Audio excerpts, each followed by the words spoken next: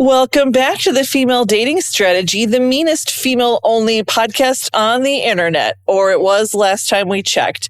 I'm your host, Rose. And I'm Patricia. I'm not sure that we're the meanest anymore, but yeah, there are a lot of other mean ones out there right now. Yeah, I was thinking about it, like, are we still as unapologetic as the OGs? I don't know. But today we're going to be meaner than usual because we're going to talk about basically shaming men. Mm-hmm. For the good of society.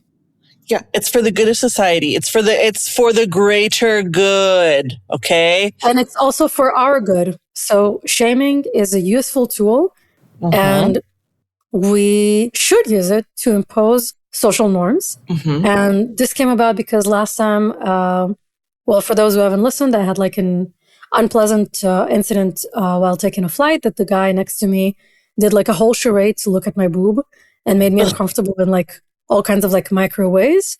And then at the end, what I was sharing with Rose offline is that eventually, like when there was not a long time left for the flight and I was like really already pissed off and everything that I told myself about like, don't fall into his game, you're better than that. I did not feel better than that. And what did I do? I just looked at him. I looked at him for like a whole second and a half. And mind you, he's sitting right next to me. So it was like a very invasive look. He did not look at me. He was like pretending to read his book. But I definitely made him very uncomfortable. And as a retort, he let out a very silent but deadly fart. I was like, it smelled awful. I immediately got up and I told him, you, sir, have no class. And I basically didn't go back to my seat. Amazing. All caps clap right there. Like, and when Patricia told me this, I went off with joy. I like went off like a sparkling candle because one of my secret weapons in life that has really behooved me in many social situations is my subtle, but it's subtle, it's stealthy, but it's also deadly use of shame. I absolutely endorse and believe in the redemptive power of shaming. In fact, I think a lot of what's going wrong with society right now is the utter shamelessness that's happened, especially with like the rise of social media and everybody wanting to be a reality star or a TikToker or an influencer. All of it is about this really sort of shameless behavior being rewarded. And it has led to the deterioration of civility. And I'm over it, okay? Because I absolutely also see it in populist politics nowadays, like in many, many places. Like 100%. It's all there, right? Like the orange man is the most shameless person ever, right? And everybody's taking their cues from him. But I don't know.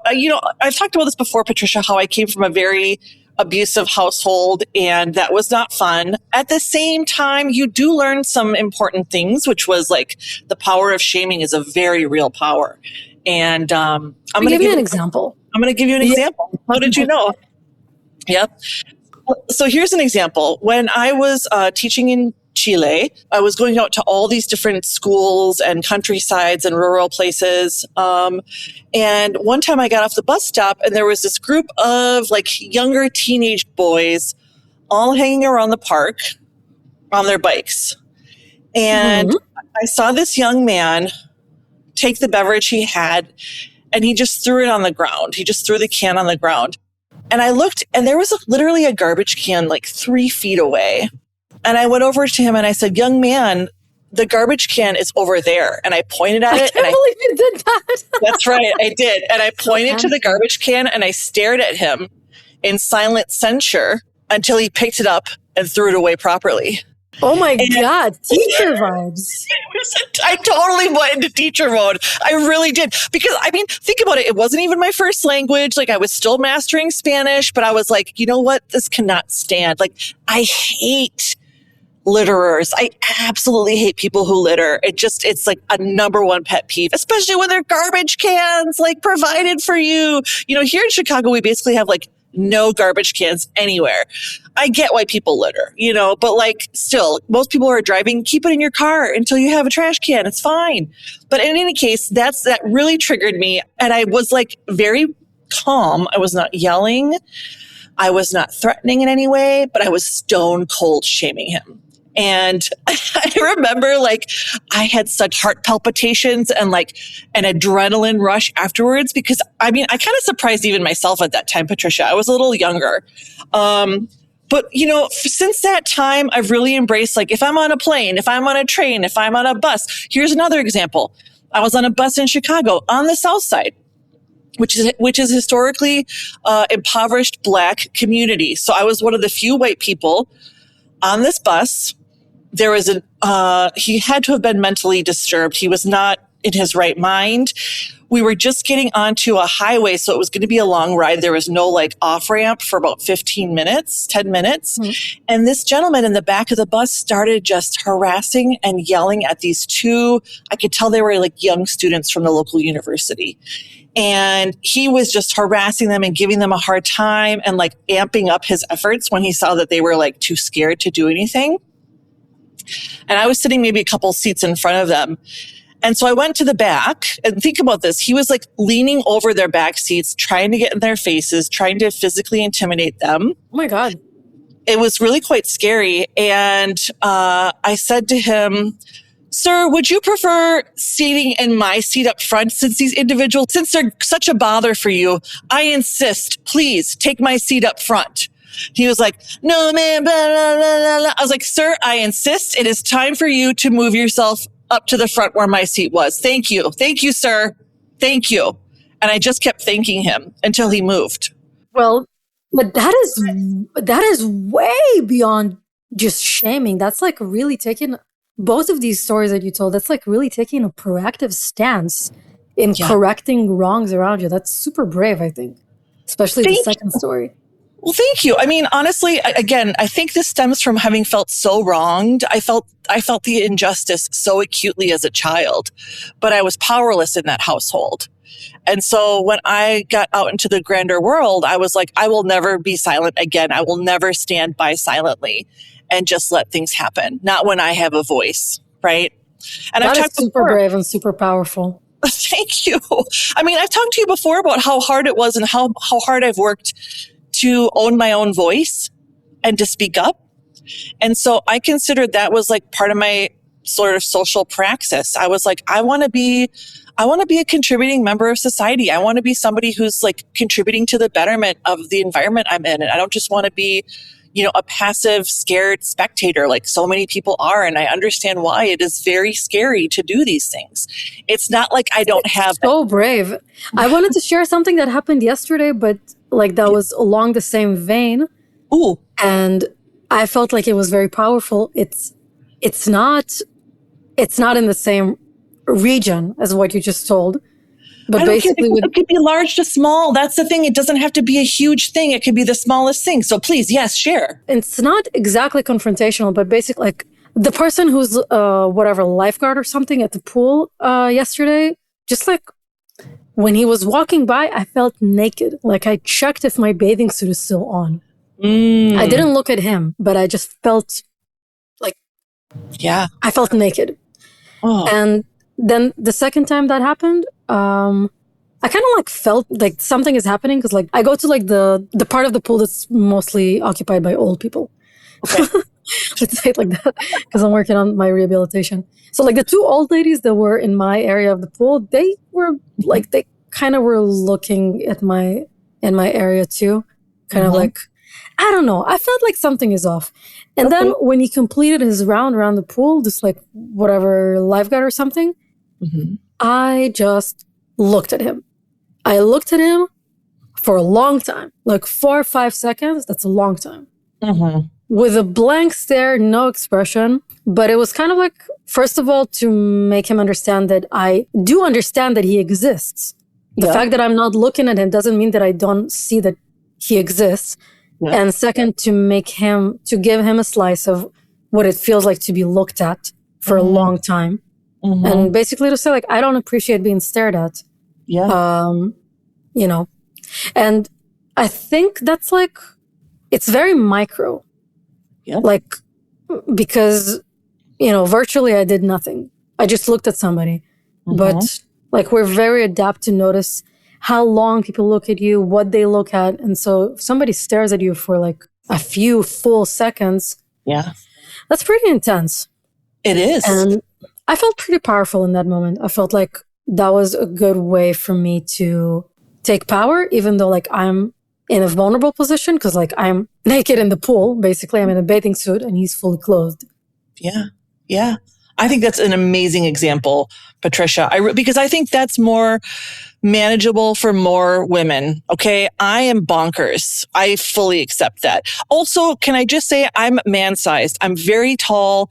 I'm very large in that like I come from Midwestern German stock. We are like, I remember back before there was public internet shopping, the only place I could go to that actually had boots and clothing in my size was the Netherlands. I buy in the kids store here. Like I buy kids shoes. you understand what I'm saying with that, Patricia, right? Yeah. Like clothing sizes are so tall. Yeah, they're so tall. They're taller, bigger people. So honestly, I'm the size of like an average man in the US. If you look up those stats, those are my stats essentially. So I think also I kind of have this like sense of equality among men that a lot of women don't because they're so much smaller often, you know, like all my besties are the most petite women ever. And I'm just so protective of them. That's cute. They are so cute, but I think I've used like my powers for good because again, it's like, when I'm out in public, if I see something that's going sideways, so just to finish up the story I was telling you about the bus, you know, everybody on the bus tries to just avoid looking and he's not bothering them. So they don't want to be bothered. But when I went and helped these kids out afterwards, they turned around. They were like, "Thank you so much. We didn't know what to do. Like we just moved here. I didn't know." And I was like, I understand. I've been there. And, you know, when we can help one another out, we got to help one another out. Don't worry about it. And then I got a tap from behind me, right? I got a tap from behind me and I turned around. This woman was like, I just moved here from Italy. I'm a graduate student. Is this normal? Like, do I have to? I was like, yes, you should be prepared for anything on the Chicago. That is so funny.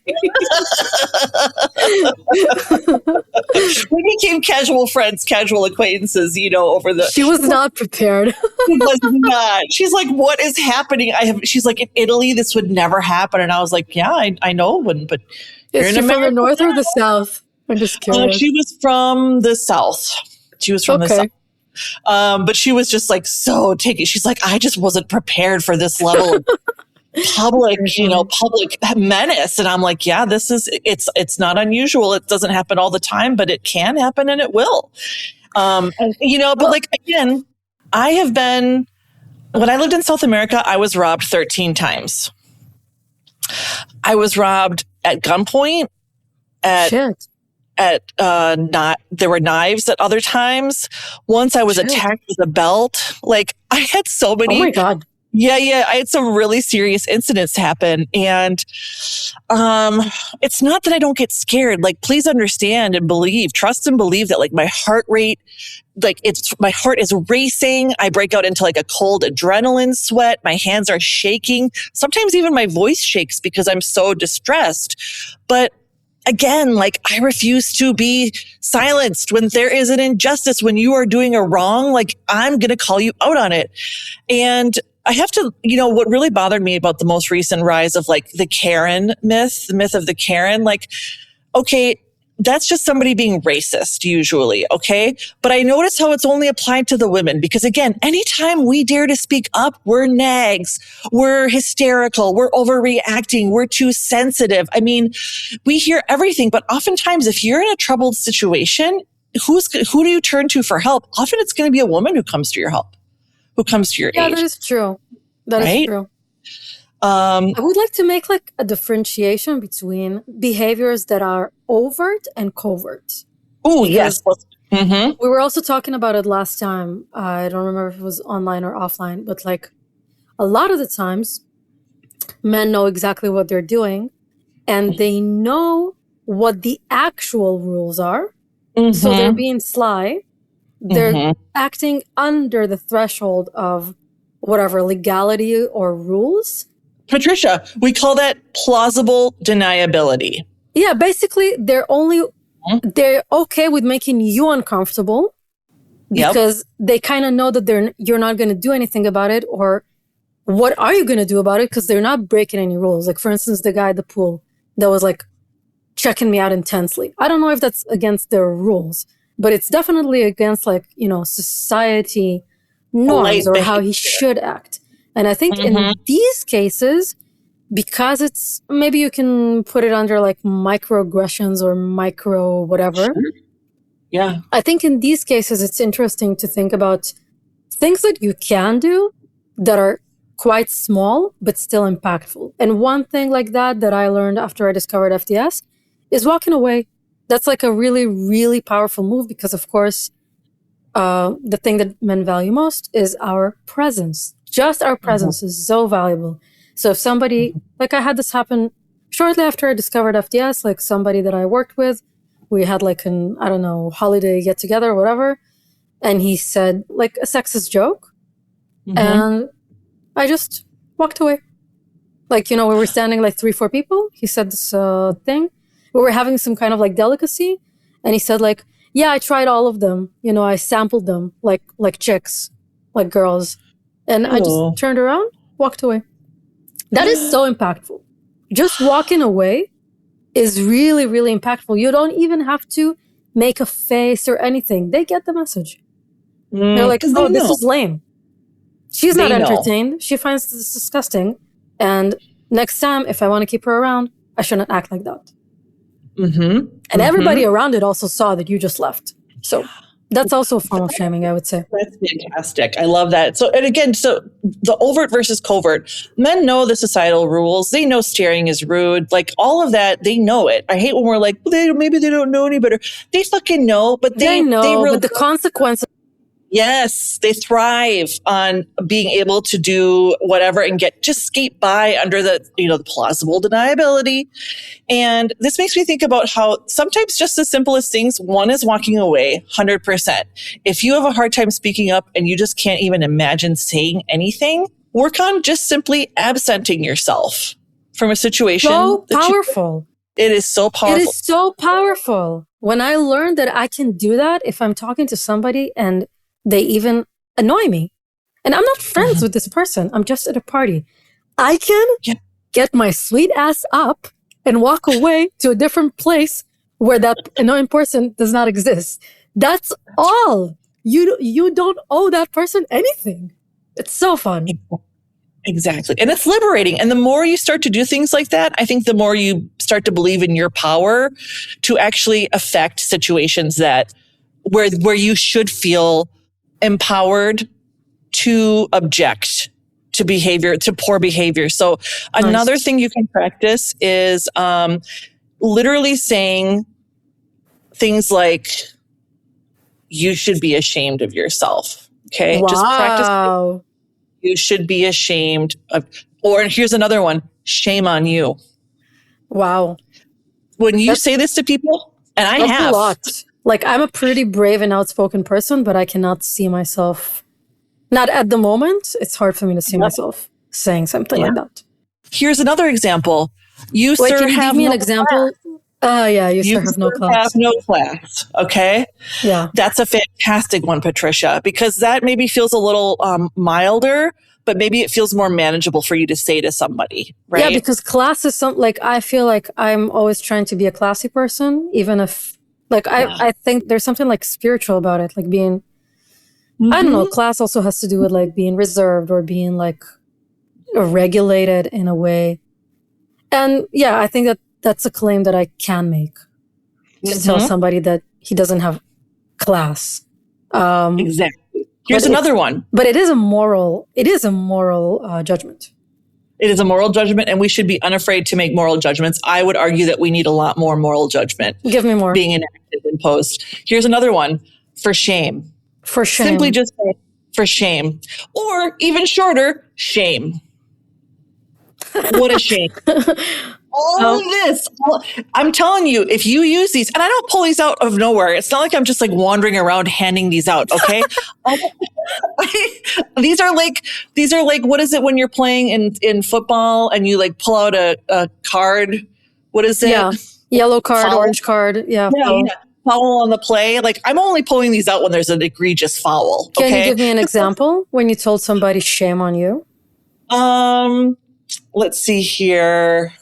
Yes, actually I can. So the last place that I rented from, thank God, I know I'm an owner, which is amazing. But the last place I rented was a very, very low income place. And the lady who was the caretaker, you know, I'm still good friends with her. I still see her at least every month. But she's getting really old and she's very disabled and she's very impoverished. And so things are harder and harder for her. And this other lady moved in a few years ago and has slowly like created her own little gang, like her own little clique.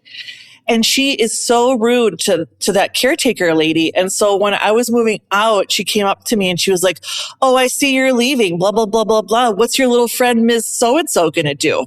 Because the whole building knew that I was friends with the caretaker. And I said to her, "You know what? Shame on you. Shame on you for your shameful treatment of her. She is a lovely lady. She's done nothing wrong to you. You should be ashamed of yourself." Damn. And when I tell you the look on her face, like, it's actually really funny when you do say this to people because you can tell they've never heard it in their lives. They are so taken aback. They are so flummoxed. Like, it's like people go speechless. And then you kind of see a bit of shame creep into their countenance because they know they've been acting shamefully. They know it, but they were relying on nobody ever calling them to accounts. And so I have really gotten so deep about that because basically when you allow yourself to say that, you're acting out of conviction that you know right from wrong. Because basically, like sometimes, like I can speak for myself. I know what's right and wrong for me. I know my morality. And I also believe that for every person, his sense of right and wrong is beyond philosophizing. It's something that you feel in your heart and you know what's right and what's wrong. But I don't find that I have the authority to make that claim for somebody else. But at the same time, why not? Like if I know in my heart that something is wrong, who says that I cannot say it out loud? That's very powerful. Yes. I think that's the thing is I think women feel disempowered. I feel like we think we're not the authorities. And if you think about how many mediocre men have declared themselves authorities for how many millennia, like I want you to start understanding that who more than you should be the authority? Why are you ceding authorship of public morality and public good? Who does more to uphold the public good than women? We're courteous. We greet each other. We hold doors open for each other. If somebody has a crying toddler who's thrown their toy on the ground and the mom's arms are full trying to juggle this tantruming toddler, we're the first ones to pick up the toy and hand it back. Are we not? True, yeah. We are the ones upholding this social contract right now. And in fact, I would argue governments are relying on that, but that's a whole other conversation. The point is, we know, right? We know that we are the ones who tend to care the most about our fellow humans, our fellow mankind and womankind. And so, you know, do I like being the authority? No. I believe I have the right and that I am right. I wouldn't act this way if I was like, maybe I don't know, and oftentimes if I'm like ready to go off, which is very rare, but before I let myself say anything, I'm like, well, am I just in a bad mood? Am I hangry? Like, is something bothering me from earlier this week I'm just like projecting and redirecting my energy in a unnecessary fashion? You know, I do check myself. What you mean. You're not throwing, you should be ashamed of yourselves around easily. It's a heavy weapon. It's a very heavy weapon, but I think it's really one that we need to start issuing once again. Like, damn, you know what? This is like actually a lot more thought invoking than I thought, because it makes me think about like moments where actually that's what I should have said. Like in situations where I know that what the person did is wrong or what the person is doing is wrong, but it's not against the law. Right. You know what I mean? I do know. To make this moral claim, that is so powerful. Like actually, like one of the people that I had a really, really bad experience with, it was a pretty bad time in my life when I moved here. I had a lot of stress because the landlord that I had was a real piece of work. I don't throw this word out easily, but he is a misogynist. He essentially hates women. There's something about women that he does not see as full humans. He can either sexualize or vilify women. I really, really know that. And he decided quite early that he doesn't want me to live in the building. And the fact that we live in a fucking European country where there are laws that protect me as tenant did not interest him. He just made sure to make my life insufferable. He put a camera right next to my house, right next to my apartment, with a really bright light, like a UFO light that shines every time I come back home. And then like I leave the house, I look up and I see him looking down. Like he knows that I'm coming down the stairs. And at this particular day, like that happened, I looked up at him and I told him, like, is it interesting for you to watch me? And you know what he told me? I have no idea what you're talking about. Are you crazy? And this really made me think about another really, really impactful FDS episode where I can't remember the speaker name. I'll try to include it in the show notes. But basically, she was saying how specifically she had experience in the court systems, and she was sharing how she saw in many, many cases how when women have mental health issues, it is put against them. Whereas where men have mental health issues, it is put in favor for them. Like, oh, he suffered a very abusive childhood, so he was traumatized, so this is why he's violent. Versus, oh, she suffered an abusive childhood, so she's off the handle and she cannot be trusted or something like that. Yeah. And I was just like, oh my God, this is textbook. Like he's trying to drive me crazy. Yep.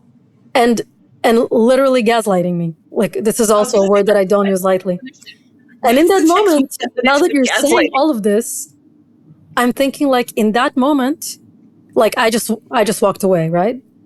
Yeah. But if I would have told him, you should be ashamed of yourself, it wouldn't change anything. But basically what I'm like, the penny that drops for me now is that like, basically that is the thing. Like I have a moral judgment and we don't really say that. We don't really make moral judgments in our society today. I'm not sure why. I think we should interrogate why, because that used to be how we kept people in check. Okay, men in particular. That is how we used to keep men in check. It's a soft power, but it is powerful. Yeah. And I think it's very interesting that one of the few tools that women had at their disposal to have any kind of power in society has somehow magically evaporated. Don't you find that real curious? First, illustrate how that used to be used as a power. So it used to be used as a power, for example, with gossip. When you had a man in your local community who was a drunk or a wife beater or a molester, women would stop greeting him in public. Women would give him the cut direct. Women would give him the cold shoulder. All of these small but powerful actions made it clear to him that he was persona non grata amongst civilized company. He had repercussions. He got repercussions for his actions. He had consequences. Consequences, exactly. Yes, thank you. Repercussions is a great word too. But these were silent weapons that women yielded for a very long time back when we had no power, at least none in the public sphere, right? But that was exercised judiciously when a man was acting beyond the pale. And now that we have our own bank accounts and can buy our own homes and, work in the public sector, I find it really curious how shaming has magically disappeared. I just can't help but think that there's something related there. Maybe I need a sociologist who's listening who has explored shaming to chime in here. Please, I would love to hear what you've got to say. But this is something I've been mulling over for a couple decades. It's a personal topic that I'm sort of obsessed with, to be honest. Because that's super interesting. I never thought of it. Like, what comes to mind, and maybe you can. We can have a friendly argument, but what comes to mind is maybe how we used to have, at least presumably, a very kind of monolithic structure of society. And then if you fall out, there's more clear rules. And if you fall out, you get the repercussions, the consequences. Whereas today there's not today, but I don't know, last 50 years, there's a proliferation of lifestyles, choices, and then it's kind of like I live in Amsterdam, right? who am I to judge what somebody else is doing, right? And this stems to it comes back to the same thing, that basically I can tell to myself, this is wrong. But who am I to say publicly, so to speak, to the world, this is wrong? Who am I to say if something is wrong or right, you know? Yeah, that's absolutely what most people think, and I understand it. But I always like to flip that question on its head. Who are you not to? Why can it not, of all the people in the world, why can it not be you? Who else can you speak for if not for yourself? Yeah. But again, these are really radical thoughts. These are questions and interrogations that we're not having in this day and age. So I'm really happy when you told me we could talk about this today, I was like, oh yes, please. Oh my God, it's one of my hobbies. Because, and another thing I think about is like, back when women were only in the private sphere, at least in the Western world, speaking from like that Western perspective of women as property, women as chattel. One of the things that men used to do was they would sort of placate us with telling us, but we're the moral authority. And like without women's civilizing influence, men would descend into barbarism. And so they gave us this sort of false sense of entitlement and I think elevated moral superiority that was a lie, because they were going around raping and stealing and killing and, doing whatever they wanted. But like they kept us placated with this, like, but you're the moral authority. This is where you're the true authority. This is where you placating. That sounds like something that's like, if I put myself in that woman's position, that sounds like something that limits my freedom. Like I'm not a full individual that also has unhealthy urges that I'm working to rein in. It's not like I'm naturally more moral. No, I agree with you. But I mean, this is part of the sort of weird, twisted psychology of Western civilization. There's some things where you're like, what the hell were they thinking? I don't know. But I think this was a real thing that was ongoing. And once we were removed, once we demanded our rightful place in the public sector, maybe this was one of the concessions that men were no longer willing to grant us. And maybe that's now why women find themselves asking like, well, who am I to judge? And what kind of moral authority do I have? And I understand that. But I think because we have ceded our role or our position as moral arbiters, we're really seeing the results in the political sphere and in our societal sphere. I don't think any of us can argue that we haven't seen a total deterioration of like the social contract over the last 20, 30, 40 years. That is Would you agree? Interesting. And all the negative points that I'm bringing up is just because that's what my brain is bringing up. But actually what you're saying is really making me think about... That's the nicest compliment. Somebody, seriously, it's like you could not be praising me more highly right now. Something that somebody said to me the other week at work is they were like, you were right. And I was like, oh, my 3 favorite words. Like some people are always like, I love you. The most important 3 words. I'm like, no, mine are like, you are right. You were right. Like, oh, it's orgasmic. It's like, oh my God, thank you. At last, because here I am just like going about minding my business, trying to live, a morally correct life. I'm not a prude. I'm not a Puritan by any means. I mean, Puritans are like half the reason why this country is locked in religious extremism and in this like death cult right now. So I'm certainly not coming at it from that perspective. If anything, being brought up very Catholic, my mom brought me up in this sort of liberation theology strain of Catholicism, which was like, we're here on this earth to do good works, to be good stewards of the earth, and to be, true and loving to our fellow man. Like, I think that's as simple as it gets. That's I cannot agree more. Like, that is how I live my life. And it's how I go to bed at night with like a clear conscience, That's beautiful. Yeah, I'm also super secular. My morality comes like having a clean conscience. And like I said, like sometimes if people try to, it doesn't happen often, but sometimes people try to have like moral arguments, philosophical arguments. And I really think that that's like, once you get cerebral about it, you lose the point because it's something that you feel. You really, you know it. It's like a first mind kind of thing.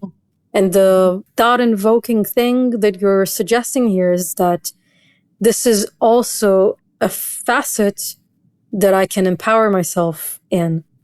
Because I'm a pretty outspoken person. Like, I speak my mind. I don't have troubles like expressing myself. And also to myself, sometimes if somebody did me wrong, I think it's important. For me, I feel that it's important to tell to myself, yes, that was wrong. What they did was wrong. I think that's important, to not try to wash it away for yourself at least. But like what you're suggesting is really taking it a step forward, like to tell somebody that they should be ashamed or to make a moral judgment about somebody. And I kind of feel like maybe what you're illustrating about losing that, it kind of reminds me of kind of like liberal feminism discourse. And what I don't see it. I mostly heard about it in like OG FDS bonus content where they were like, oh, let's dissect this glamour magazine that, I don't know, says that, I don't even want to say, but like pretty disgusting things that obviously are not empowering. Like, let's bring a current example. Like, that porn is fine. Porn is not fine. Nope. It is not fine. And then like, making that moral judgment is like it's a bit sticky, I would say. No pun intended. Yeah, and I think women are really, that's a great pun, even if it was unintended. Gross, but but I think, ask yourself as a woman, why am I so reticent? Why do I feel like I should not? Reticent. Why am I so like unwilling to stake a claim, to have an opinion? Because then you have to stand behind it. Like, shit! What stuck out for me in that story that you said about Chile? What's that? It's not that you only told the person to put his can in the trash. You also stood there, not moving, until he did. And that's the thing. You make the claim, and then you stand behind it like a fucking mountain. Pardon my French. Yeah. That's the impactful part, because that's where your conviction comes through. It's like with my little incident yesterday, it's that when I looked at him, I didn't look at him for a second. I looked at him for like full, 5-6 seconds. That's like an eternity with somebody that you don't know. Yeah. Because you're saying something with that gaze, weren't you? Yes. And that's where, that's where his mind starts racing. And that's where that's the thing. The thing is that if you make such a strong claim or you take a strong action, you need to stand behind it. And that's a bit scary. It is scary. It is. It absolutely is. And that's why I'm not shaming women who feel that they can't shame others. I understand why. And if ever you're in a situation where you wish you could, but you just feel like you can't, honor that. That's your body's, that's your survival instinct. And I'm always going to embrace your ability to survive. Okay. That's more important than anything. If you are, however, and it's like, I love that you were like, I went by the 2 old women in the pool, because that was also a level of solidarity right there. Even if they weren't looking out for you, you knew they would say something or do something in case something went down. I think it was more like a micro, you gather information about what's happening. There was also like the lifeguard on the other side of the pool. Like in the other pool, there's like a glass wall between us, but it was also looking like there was something happened there. It was a moment. It was it affected the energy in the space. So I was like, okay, something is happening. It's not, I'm not imagining it. No, you should be proud of yourself for actually listening to your wisdom and the knowledge that you knew.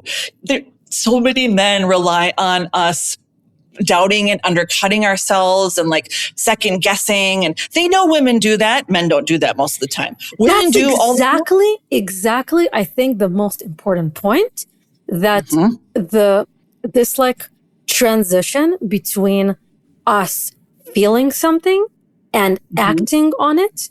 And that action can be very, very small, even almost invisible.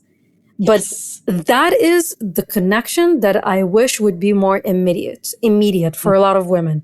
Like if something wrong happens, a lot of the time, it's exactly like you said, we start basically gaslighting ourselves out of our self-preservation instinct and minimizing it and saying like, oh, but what can I do? And oh, he didn't actually break any rules. And oh, maybe he didn't notice. But the thing is, the thing that is very important and also goes back to the former episode and basically what all this podcast is about is honoring your instincts and letting them move you into action. And that action can be walking away. That action can be not greeting somebody. That action can be avoiding somebody's look or staring at them for 1 second too long. The action doesn't have to be a lot. You don't have to be like Rose and stand up and insist for a drunk man to move out of his seat. Like, that's a lot. Not all of us can be that brave, but you can do even something small is impactful because really men who act like that, they rely on us freezing and doing nothing. Like when I was younger, I took like a service cab. It's kind of like a bigger taxi. And there was a person next to me, like a construction worker. But he was like, every time the car was jumping, he quote unquote accidentally touched my side boob with his elbow. It sounds like my boobs or something. Guys, I'm a B cup at best. My boobs are perfect, but men are fucking devious. Like, I don't, they're just, I believe you. They just have no impulse control. It's not that I have big boobs or something. But basically every time the car jumped, he was accidentally touching my side boob with his elbow. And like I said, in most instances, I always stand up for myself. And I don't remember if I even told him something or if I stared at him, but I made it clear with my body language that I understand what he's doing. Yes. I do not think that it's accidental. And that was enough for him to be completely ashamed of himself. You don't have to tell him fully you should be ashamed of yourself. But you should absolutely say to yourself, I'm uncomfortable right now, and it is my prerogative to defend myself. Even if it's with something as minute as getting up or shifting or scratching your elbow or like stretching a bit too big. You know, it doesn't have to be something big. The most important thing is that you can do something and you you have the power, you have the permission. It's an exercise. Okay. You have to exercise that muscle because it's going to feel it's atrophied. Okay. They've ensured that we have let it atrophy because they've shamed us for shaming them. That's really what's happened, Patricia, is they shamed us so much for us shaming them, rightfully so, that we learned to keep quiet about it. But we do have these small weapons, whether it's just a pointed glare or a stare that goes too long or a resting bitch face that doesn't change when somebody tells you to smile. Like, there are so many ways you can resist and get across your point without having to say anything. I always like practicing saying things. Well, my therapist really trained me on like how to go through scenarios and practice acting. We call it play acting. You scene act, right? She'd be like, okay, I'm going to be you and you be your sister. Go. And then we would have like we would go through the whole kit and caboodle, right? Because it helped me think about how I could respond in the moment ahead of time. So things like, sometimes even just saying, excuse me. Yeah. That's a big one. A lot of women can use that, or pardon me, or you can say, excuse you. Like if somebody steps on your toes and doesn't apologize on the bus, like I really and firmly believe in learning how to say these things because it's self-advocacy ultimately. It's advocating for yourself first and foremost. And then secondly, it is contributing to the greater good. The world needs people to be acting right and to be acting better. Okay? Like because it's consequences. That's exactly it. And I can tell you for sure, that guy at the pool yesterday, he's going to think again before he's like x-rays another woman there, because he has this bitter taste in his mouth. And that's basically also like another thing that this does. It is important to apply consequences. Like if we all walk around and say like, oh, I'm too shy or like I'm too embarrassed or like a guy hits on you in a way that is like really inappropriate, instead of ignoring and being embarrassed, tell him off. Yes. Give him the dirtiest glare you can give him. If you're somebody who struggles with words, practice your body language, okay? Because they know what it means. They know. And this is something that, how one of the things that OG FDS would often push back on with the lib femmes was how lib femmes were like, you can't kink shame. Yes, I can. Don't shame my kink. I was like, what if my kink is shaming your kink? Yeah, I remember that. That's so how funny. about that logic? But, it was like, it's not a kink for me. It's not like I'm deriving sexual gratification from it. Of course. But I think that's another part of looking at things. Like, why should we, when things are shameful, why shouldn't we shame them? I don't understand why we wouldn't. But again, this is a conversation this is like a very non-modern conversation. This is a modern conversation that you'll never hear discussed amongst your peers. It's like shame has entirely disappeared from our vocabulary, which I find, again, very unsettling, very suspicious. I can't put my finger on it, but I can't help but feel like it's so weird to me, because shame, fear, and guilt have always been how we have sort of corralled the worst of our human impulses. They're useful for a reason, and yet somehow we're no longer using them whatsoever. Very odd. Which is, again, interesting to think about. I'm so glad we're having this conversation. I'm like, what? I never see this anywhere. Because again, it indeed goes against this modern perception. I guess, like, like the most holy thing in our society, and I think it has to do with consumerism, is to feel good. Shame doesn't make you feel good. Sure. So shame doesn't have a place in the discourse, because now it's all about feeling good and doing what you want. And whatever you want, you can do it, right? Yeah. 100%. Yeah, that's a good tie-in, Patricia. That's a very, very clever and insightful tie-in. Yeah. Consumerism is all about hedonism, unchecked. Anything that would check hedonism is anti-consumerism. And we know capitalists can't have that. So, and also I think with the decline in religion and sort of the rise of modern psychology, I would argue that's also a part of like why this has disappeared from public discourse and public powers of judgment. But, Yeah, I mean, I think that religion is kind of like a fake constructed morality that is used to control people. I'm sorry to whoever's listening that is religious. I apologize. Absolutely correct. That's just my opinion. I accept that I met people that are religious and have a developed sense of spirituality and morality, and they're intelligent and they're wise and they have their own thing going on. I accept that. But generally, I think that it's kind of like a structure through which I am the religion. I tell you what is right and wrong, and you can absolve yourself through me, right? Like, I give you structure for your life, but then you don't have agency. You lose that sense of knowing in your heart what is right and what is wrong, because you just do what the priest told you or what the rabbi told you.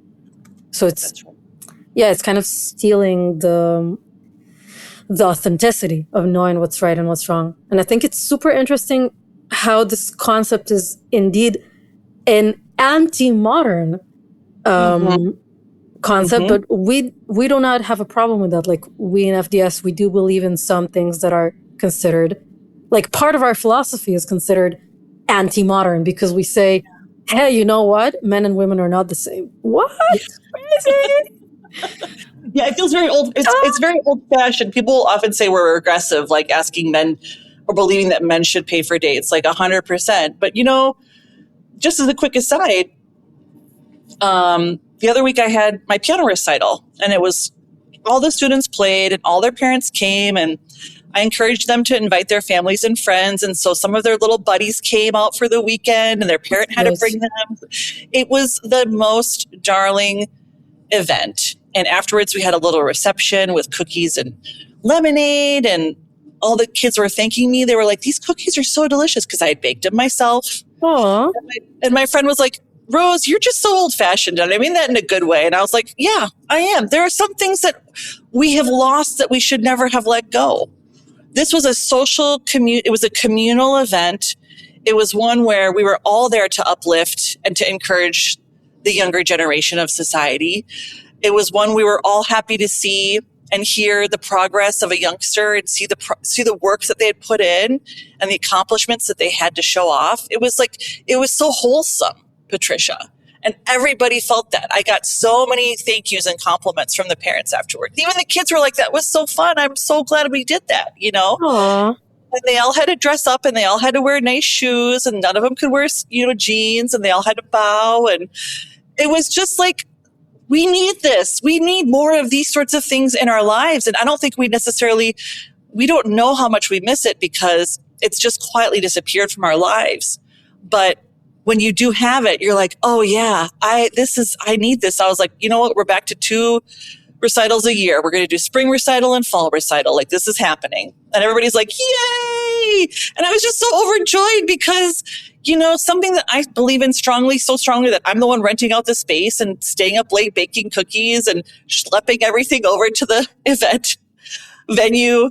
It's worth it. It's absolutely worth it. And so I think to tie this in, it's absolutely worth it to hold on to a sense of personal values and belief that, yes, you can and must be a moral arbiter in your day-to-day. Because if not you, then who? That is very wise and really beautiful and goes back again to, like, in a way, traditional. I don't know if to call it traditional. I didn't grow up with it, but I can think of a time where it was a known fact in society that men do not have good impulse control and that men should not be trusted off the get-go as much as women are. And that is a reality. And to pretend otherwise is not wise, unwise. Yes, thank you. Oh, that's such a good point. Yeah, okay, this is why, Patricia, this is why I like our conversations. Ultimately, all of this comes back around to the fact that, like, we have to learn how to trust and believe in ourselves. And I think that's why the dating world is so topsy-turvy right now, is because we've listened to so many other authorities and influences that were just flat out fucking wrong. Just 100% wrong. Don't kink shame. I blame Disney and Hollywood for my wrong perception. And a lot of love songs. I now listen to love songs in such a different way. I used to listen to love songs and say, like, oh my God, this is so beautiful. This is the kind of love that I want to have. And now I listen to love songs where, like, the man is like, so I was listening, I'll just give a common example because this is probably a song that everybody knows. I was listening to Mirrors, Justin Timberlake. I was just working in the lab and listening to fun music. And listening to the song, what went through my mind is, like, he wrote her a love song probably after he took her for granted. And now he feels a lot of things, but it sounds like before that, he was taking her for granted and just assuming that she's always going to be there. And, like, how bad did he hurt her that now he's writing her a love song? And this is what I think for every love song that I hear now. I'm like, oh, he cheated on her. Now he wants her back. That's all I hear. Oh my gosh, that is such a good point, Patricia. Did you hear about during the Olympics? I want to say it was it a Danish or a Belgium, like, skier, a downhill skier who just won gold. And, like, in his after ski interview, he's like, I cheated on my girlfriend and I just feel so bad about it. And I wish she would take me back and la, la, la. And it was like, what the hell is why are you talking about this? You just won gold. While he was receiving the Olympic medal? Not while he was receiving the Olympic medal. He had just won his race. He had just won first place. And of course, the first place winner has, the media outlets coming to interview him. And that was the first thing he brought up in his interview, was how he was so sad that his girlfriend that he cheated on wasn't there to be with him. And I was just like, this is so, oh my God, like, this man should have been shamed right then and there. Like, shame on you. He should be ashamed of himself. Yes. Yeah. He literally shamed his country. He was there to represent his country. He won gold for his country. And then he was a total fuckboy in the interview right after. And it was just like, so hilarious. And actually, one of the news, they tracked her down and she remained anonymous. She was like, I do not appreciate being a part of his narrative. And it was like, oh, see, she was shaming him in her response. Queen. That is quite bad, I gotta say. That is quite bad. And we're dealing with that every day, all day long. And I think that's another reason why women are so tired, is because they're tired of holding their tongues. They're biting their tongues all the time. Oh, who am I? If not you, then who? If there's anything that you take away from today's discussion, I want you to start asking yourself, if not you, then who? I mean, I would say that's beautiful, but for me, that feels a little advanced. Okay. Fair. Not but. And for me, it feels a little advanced. And I would like to say that the least that you can do, like, you have to stand up for yourself. Yeah. To our listeners, I would say, if something wrong is done to you, I think you have to stand up. If you are able to also stand up for others, I think that's like amazing and really impactful. And I will try to think of instances where I don't give myself the permission to be convicted in my moral judgment. I will ponder upon it, but I would like to invite anybody and everybody who's listening to stand up for yourself. That's for sure. Yeah. And think about the advanced stuff too. I don't know, maybe you also are like a brave warrior, like Rose. Tell us in the Spotify comments. Yes, please. I would love to hear your comments to this conversation, because a lot of my friends are always like, Rose, I can't believe you did that. I can't believe you said that. And I'm like, in the moment, I kind of go into a fugue state, and it's all I can do. I couldn't stop myself if I tried, But again, we're talking decades of me building up this muscle and really learning how to embrace fearlessness, and I just don't know any other way to live at this point. But again, we all have our own journeys. We all have our own challenges. If anything, yes, learning how to stick up for yourself is a great starting point. And it's one that we should all encourage ourselves to start practicing in our day-to-day. Yes. I think with that, we've covered everything we should for today. What do you say, Patricia? Yeah, I was on a really positive vibe, and then I remembered that I did freeze. There was a moment in my adult life where I did freeze. I was in kind of a convention for and I was looking for a job, and I met somebody that I knew. It was older, a lot older and connected. And then he introduced me to some people, and he put his hand on the small of my back. It was not a professional placement for his hand, and he just left his hand there while he was introducing me. Oh. So it was very clear what he was doing, and I actually did not say anything. I did walk away, but I should have told him something. I couldn't enjoy any of the event after that. That was all I was left with. The power imbalance is so much in that situation. And you know what, Patricia, maybe this is something that I should add as a caveat. If this is the first time you're really starting to think about these conversations and these kind of questions, you might flash back to moments where you wish you had said something and you end up being ashamed that you didn't stand up for yourself. That's normal and that's natural, but it's not productive. I'm not ashamed that I didn't stand up for myself, but it does make me think of that, because I'm usually quite good at standing up for myself, but in that moment I did freeze, which is not common for me. Yeah. So yeah, it's a journey. It's a journey. Exactly. What I want to say is, no matter what feelings come up at that time, feel them and then let them go, because you were doing the best you could with the knowledge that you had at the time. But we have different knowledge now, and we have different skills and abilities now. Yeah. And going into those. And I think that's a really exciting prospect. After this conversation, I can do mental rehearsing, go back to that moment and tell him, you know what I'm going to say? You should be ashamed of yourself. Hey! Because he should, and he knows it. He should, and he knows it. That's right. That's exactly right. Patricia, I'm so proud of you. And I'm proud of all women who are learning how to own their voice and their authorship in this world that is constantly trying to convince us that we don't have a right to our own opinions. Or that nothing matters and everything is wishy-washy. But no, if you feel that it's wrong, it's wrong. Exactly. That's right. Own it, accept it, and do what you can with it. Yes. Okay. All right. On that note. Yes. Thank you for listening, queens. And for all you scrotes. Shame. Shame. Where's the shame bell? Shame. Until next week.